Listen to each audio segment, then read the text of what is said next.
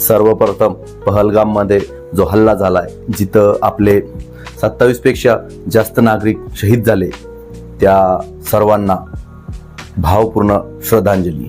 आणि दुसरी गोष्ट, ज्या कोणी आतंकवाद्यांनी हा जो भ्याड हल्ला केला त्यांच्यासाठी एक शब्द, अरे गांडूंनो, तुम्ही या निष्पाप लोकांवरती, निहत्या लोकांवरती हल्ला केला.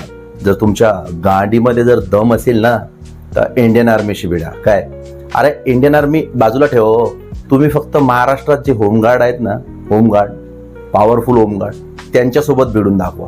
तुमची अवकात नाही आहे. तुमची अवकात फक्त हीच आहे की पाठीमागून भ्याड हल्ले करायचे.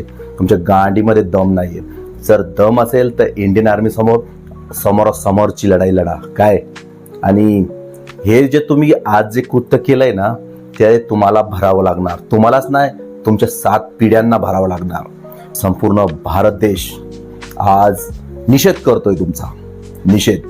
आणि हो, यांच्यासोबत काय व्हायला पाहिजे तुम्ही कमेंट करा. आणि हो, आपल्या ज्यांनी या घटनेमध्ये आपला जीव गमावला, आपले परिवाराचे जवळचे नातलग गमावले, खरंच त्यांच्या दुःख व त्यांच्या संवेदना म्हणजे त्यांनाच माहिती आहे. ती म्हण आहे ना की ज्याची जळती त्याला कळती. किती दुःख असेल हे फक्त त्या परिवाराला माहिती आहे. तरी परत एकदा त्या सर्व परिवाराला व त्या आत्म्यांना भावपूर्ण श्रद्धांजली. व त्या परिवाराला हे दुःख पेलण्याचं, हे दुःख झेलण्याचं ईश्वर शक्ती देवो. आणि तुम्ही जे काही धर्म जात विचारून ज्या हत्या केल्यात ना, त्यांचा तर बदला घेण्यात येईलच. सुटणार नाही तुम्ही.